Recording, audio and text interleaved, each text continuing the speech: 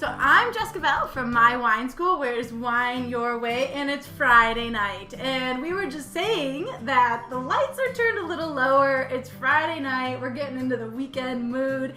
And Karen is here with me. She is co-host, the chef, resident chef and sister. And she's got some Friday night music. Let's hear it. All right, little swanky music going on. We are going to be having some fun on Foodie Fridays with a side of wine. So if you're wondering how to get involved with the conversation, it's really easy.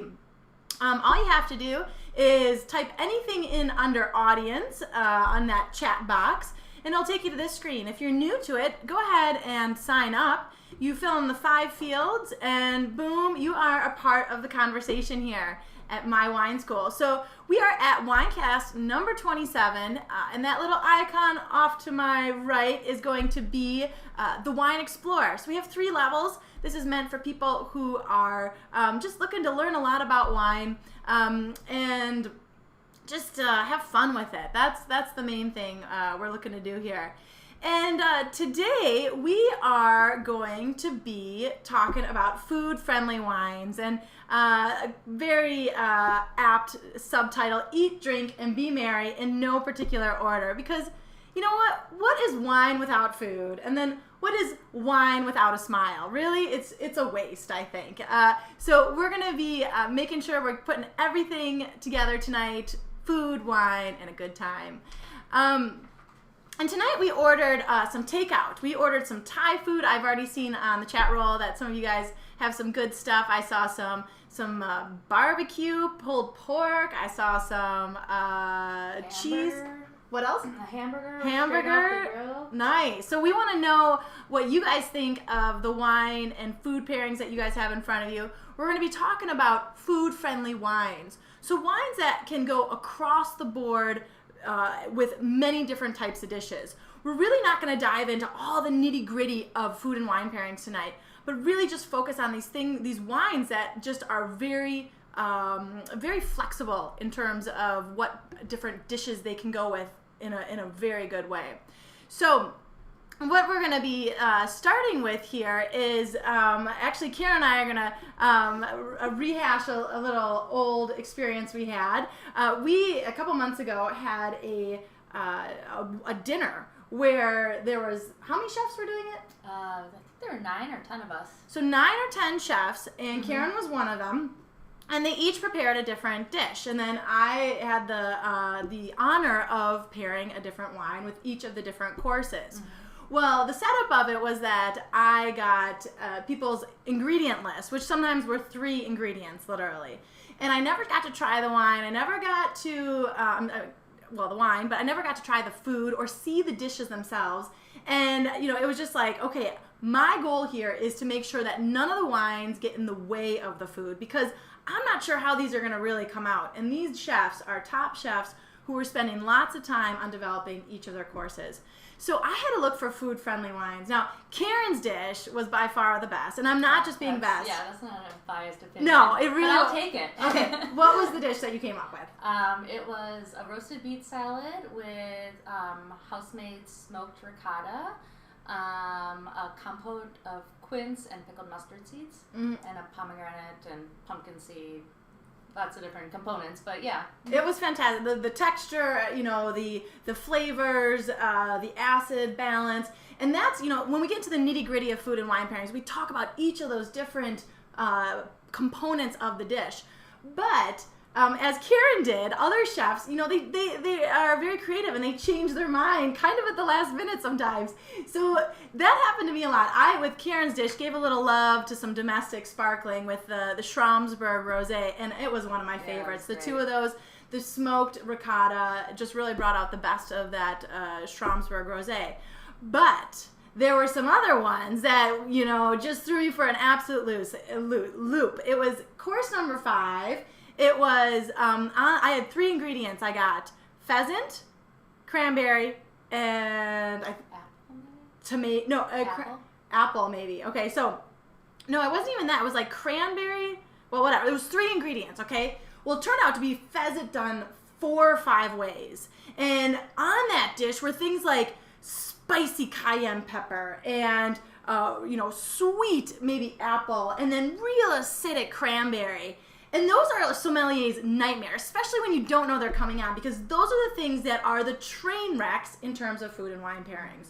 So I got them, and it's funny, we actually had the wine that we're trying tonight with it, and it survived because it was a food-friendly wine. So I wanted to bring it back tonight and really use it as a really food-friendly wine, because what we're looking to do here is get out of the way of train wrecks and just find wines that can across the board do well. That way, when you go to a dinner party, you bring one of these wines. It doesn't matter what the host is making. You're going to have a wine that works well no matter what.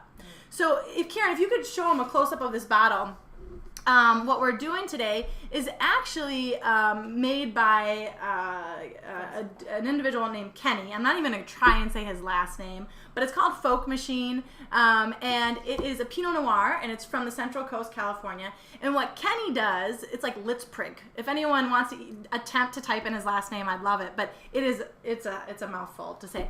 But what he focuses on are food-friendly wines, and really this was a great example of that. So we're going to use that one today to talk about what makes a wine really compatible with lots of different dishes. Now I want to see if you guys were listening to me. I want to know, which of the following did I not suggest would be a tricky option for wine pairing? So in that pheasant done 100 ways, I mentioned that there were 3 things that really threw me for a loop and really made me nervous until I actually got to try the food with the wine and realize that we're going to be okay tonight. So you guys take a look at that and let me know which one I did not say would be a tricky one.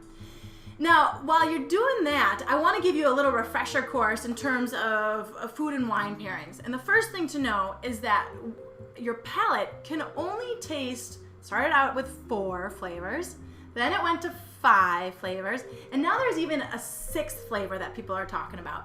And everything else is going to be actually what you're smelling through the back of your throat and into your nose. So the 4 flavors are going to be sweet, salty, sour, and bitter. Those are, the established 4 different flavors that your tongue can actually taste.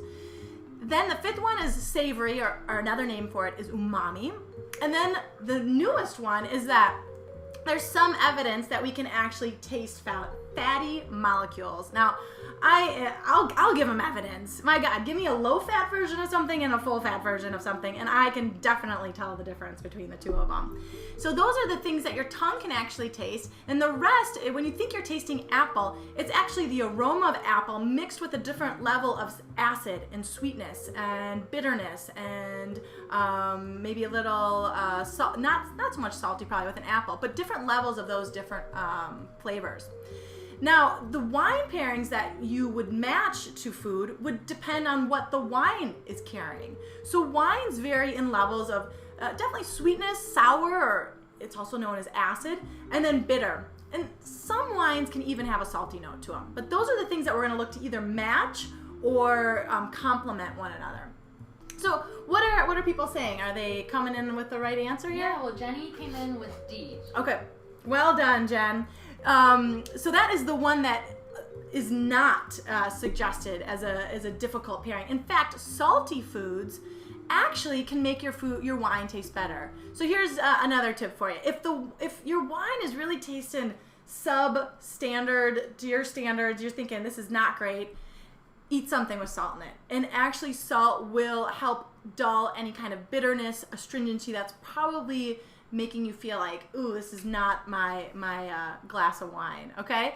But the other 3 are ones that are gonna really be what could lead to a train wreck when you talk about food and wine pairings. That's spicy. So what I mean by spicy, Mexican, Thai, that's what we have tonight. I specifically bought Karen and I takeout, which has tons of spicy flavors in it. Even Indian foods too. Sour notes is acid. So anything with like lemon, vinegar, tomatoes have a lot of acid in it. Those are all really common, highly acidic flavors. And then finally, sweet foods. So it can be something with a lot of sugar, or it could be something like with fruit flavors or fruit juices, or even I got Karen a coconut milk soup. It's her favorite. So coconut definitely carries a lot of that sweetness. So these three things are things that are going to be total roadblocks in your quest for a harmonious pairing between your food and wine. So how do we deal with these different roadblocks? Well, we've got to find wines that are not going to conflict with them. So when we talk about spicy foods, we want to make sure that the wine we pair with it is either low or has no tannin. Now, tannin is a more of a textural molecule that's found in wine, and it's only found actually in red wines because it's found in the skins of the grape. And it's a sensation you get when you, say, take a sip of a cup of coffee, black coffee, no cream or sugar, and you get a very drying sensation. That's the tannin at work. And you do find tannin, different levels of tannin, in your red wines. Or sugar. I put sugar on too. Sugar is actually a good thing. So it's either no tannin or some sugar, because sugar will help quell the heat that arises with spicy food. Now the next thing is acid. So when you have a sour or acidic food, you actually want to have more acid in your wine. You kind of kill the acid with the acid. Otherwise, the acid in your food here is going to absolutely demolish your wine. But if you have enough acid in your wine, it's going to actually stand up to the acid in your food. And the same is true now for sugar and sweetness. Again, if you have a lot of sugar in your food, you're going to want more sugar in your wine as well. So for acid and sugar, you really want to make sure those things are matching the levels of acid and sugar in your food. So now if you're looking at these three things, no tannin, we've got we probably maybe want a little bit of sugar, higher on the acid, which whites are naturally higher in acid than reds, and then sugar. What we're going to be looking for as a really great food-friendly wine would be an off-dry, high-acid white. Okay? Now, I'm not saying this is going to be the best wine for every different meal, but it's going to be the wine that can most effectively go with everything from spicy, sweet coconut soup to steak and hamburger and pulled pork and my sweet and sour soup. It's really going to be able to go across the board. And examples of this type of wine are going to be things like a Gewürztraminer or Riesling, even some Chenin Blancs like a Vouvray from the Loire. Now, this doesn't look very white. So, I don't think that this is the only type of food-friendly wine you can do. We're going to put the wine that we got today, which is the Folk Machine Pinot Noir, to the test with our spicy, sweet, sour foods and see if it can hold its weight with an off-dry, high-acid white. So let's start with actually smelling the wine, and that's always very important when we taste the wine. And I want to know what you guys smell in this wine. You know, we established this is a red wine, and now I want you to smell it. And you can always keep it simple. Think fruit, earth, or spice. And then you can get more specific as you get more confident with it. Now, when we're looking for a food-friendly wine, the smell isn't going to be the most vital part of it. It's gonna be important. And what I mean by that is you want something with aromas, but not anything that's gonna knock you over the head, and you want it to be pleasant. And the reason for that is that if you have something that's extremely aromatic, it's gonna take over and really dominate the food. I look at wine as being this last ingredient that you put into your food at the very end. It's like, you know, if you have a plate of lightly grilled white fish, you put a spritz of lemon on it. You don't put the whole, the juice from the whole lemon on it. It tastes like lemon. I mean, unless it was like rancid and you don't want to taste the fish, but it's just a spritz of it. Think of your wine the same way. You want to just give it a little bit of an oomph to just pop it up and make it that much better. So, does anyone have this wine tonight? I'm not sure. I know Weaver could not find it, so she got a California Heron Pinot Noir from 2010. All right, so I want to know what you guys have, because I told you guys, grab a Central Coast or a California Pinot under 15, under $20, and I want to know what you guys are smelling on them, because there's going to be a lot of similarities between the Folk Machine that we have and the Central California, lesser expensive Pinot Noirs that you have. How about you, Karen? What are you getting on the Pinot? Yeah, I get quite a bit of earth from it, especially when I first smelled it. Now I'm getting a bit more of the fruit coming through. It looks like that's what other people are getting as well. Emily said that she got super smoky and spicy, peppery, scorched earth. Great. Jenny said that she got a fruit. Emily also got dark fruit. Okay, definitely. So what we're seeing is a lot of fruit, and some earthiness too. But with a California Pinot, because it's so warm and sunny, we're going to get a lot of fruit, and that's what is going to be a really good pairing for a wine that can, again, go across the board and be paired with all different types of wines. And I will mention also, Pinot Noir is inherently aromatic. When you compare it to other grapes, it's got a nice perfume to it that really is on the subtle side, so it's going to go great with food. Now, the next thing we want to do, of course, is to take a sip. So, Karen, your job is to eat and drink over there. I can do that. Yeah, right? That's what I signed up for. Exactly. That's what, I gotta give her the whole spread here. Not only food, but wine. And you guys too, take a sip and a bite. And what I want you to see is, Emily, you had spicy pork, and you have a California Pinot. Jen, you got a lot of cheese and this Pinot. I want to see what happens to your wine and food as you taste them together. Now, if you take a sip of this wine, you're going to see that California Pinot, in particular this Folk Machine Pinot Noir from the Central Coast, has, just like on the nose, a lot of fruit on the palate. And I think you'd all agree that you're getting a lot of fruit on the palate here. We're also getting lower tannin. Right? You're not getting that drying sensation that you might get on, say, like a Cabernet or a bigger wine like a Syrah or even an Old World wine. And then, how about the acid, guys? What are you getting on the acid? And remember, how you feel acid is going to be, your mouth is going to water slightly from the acid. What are you getting on? I'm going to steal a sip while you talk. Yeah, no, I'm definitely getting quite a bit of acid. I'd say medium plus acid. Right. Kind of juicy quality to the wine as well. Yeah, I think it's delicious. So we're getting lots of acid, we're getting low tannin, and we're getting lots of fruit. Now, how did it go with the sweet, salty, and spicy coconut soup? It worked. Did it work? Yeah, it didn't. The soup did not overpower the wine or make the wine taste off, which was key. So I think the high acid and the fruit coming through stood up to it quite a bit. Well, I have a sweet and sour and spicy soup with tomatoes in it. So all those sommelier's nightmares are in my soup. And it actually, I cheated before and took a sip and a bite when you weren't looking, but it does work. Now, again, I'll say, it doesn't make it the best pairing in the entire world, but they work, which these are difficult foods to pair. And so not only is it going with her soup, which is completely different from my soup, but I'll bet you a lot of you guys out there are having some good experiences with whatever you're drinking. You guys, is anyone coming in? Yeah, Emily said it's really good with the smoky pork. With the meat, and she said medium plus acid. So you're getting smoked flavors, sweet flavors, salty flavors, spicy flavors. We're crossing the board here with all different flavors, and this type of wine, this particular wine, is actually working quite nicely.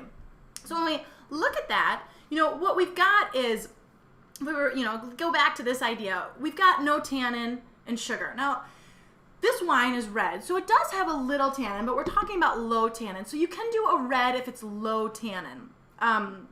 Now, sugar. Instead of, this is definitely a dry wine, and I would bet most of your Pinot Noirs from Central Coast are dry wines. So instead of a dry wine, you can look for very fruity wines. And those are going to help mitigate a lot of the spicy problems that we might have. So high fruit and low tannin. Now, this one has high acid, and that's quite typical of a Pinot Noir to have high acid. So if we just look for a red, again, with high acid, we're doing good. And then again, sugar. This is dry, but if we go for a red wine that has a good amount of fruit, we are going to be able to find this red that also works across the board. We're looking for fruity, high acid, low tannin reds. And those are going to be the ones that, again, are going to take you across the board from all types of different dishes. Now, some examples would be these California Pinot Noirs, because there's lots of sunshine, so we get the fruit, but then we also get the naturally high acid found in the Pinot Noir grape, as well as a low tannin. But other grapes like Gamay, some Cabernet Francs from different regions, and Barbera as well from Italy. Those are all examples of high acid, low tannin, fruity grape. So if you guys have any other suggestions on your go-to wines for just not sure what you're going to eat, but you know that wine is going to go with everything, let us know. We'd love to hear about it. A couple comments, Jess, sure. if you want to talk about it. Yeah. A couple people have some really salty cheeses, and they're saying that the wine's not standing up to it. It gets flattened out. Perfect. That is a great, because I mentioned at the beginning that saltiness usually helps a wine if it's not very good. And the reason for that is that salty flavors in your food will help dull some of the stronger astringent flavors. Now, if on the other hand, you don't have a lot of astringent flavors, in fact, you actually have a quite nice wine that you're enjoying, now that saltiness is going to dull down those good flavors too. So it's going to actually take away from the wine. And so it's just like with food with salt. Salt has this, bell curve where it can get better and better and better, and then you're going to hit a point where it starts to get worse and worse and worse. And so saltiness can help some wines, but too much of it in your food, depending on the wine, can actually harm the wine. So great point. I didn't know if we were going to have time to get to that today. But so look at salt as can be good, but can also have some harmful effects. So just be careful on the amount of salt you have in your food. Any other comments? No. Emily Okay. just said dry rosé pairs well with a lot of things. Great comment, Emily. That is fantastic. Dry rosé. It's kind of our middle ground between white and red, right? We've got a rosé, which is going to have lots of fruit, like we talked about, right? And then we're going to have good acid, because it actually is going to have the acid level somewhere between the red and white usually. And then lots of fruit, and then low tannin as well. So again, perfect example, Emily, of having a great food-friendly wine. Perfect. Well, I think that's all the time we have for today. Is there any other comments that anyone mentioned? Okay. Well, I want to know what you guys think about your wines. I think everyone has all different wines, but tell me what you would do with your wine, so that other people can maybe go out and buy the wines you tried. And then tell us if you might, as you're drinking this wine, you might try this wine with other foods. As you're thinking, well, this would really go well with, those barbecued ribs, or, whatever you got on your mind these days. Karen, how about you? What'd you think? I enjoyed it. I would definitely buy it. Okay, Karen's saying buy it, and I'm going to have to agree with Karen. I'm going to buy it just for the pure adaptability that this has to food. I mean, you can bring this to someone's house. It's gonna go well across the board no matter what they're serving, and comes in at about $18, $19. So it's a great price point, especially for a Pinot Noir, which tends to hit the higher price marks. So that's it, guys. I had a lot of fun Friday night, Foodie Friday nights, and make sure you Oh, Karen's over there doing her music. Now she's every Friday night. We might have Karen on the music scene. Let's hope not, right? But next Winecast is next Wednesday. We're going to be talking about non-vintage wines. So there's a great non-vintage wine from the Rhone, which I've had the pleasure of visiting the winery. So we're going to talk about St. Côme and their NV non-vintage next week. And make sure you tune in next week and let us know anything you want to see. We want to be talking about what you want to talk about. So we hope to see you guys next week. I'm Jessica Bell from My Wine School, where it's wine your way. Take care.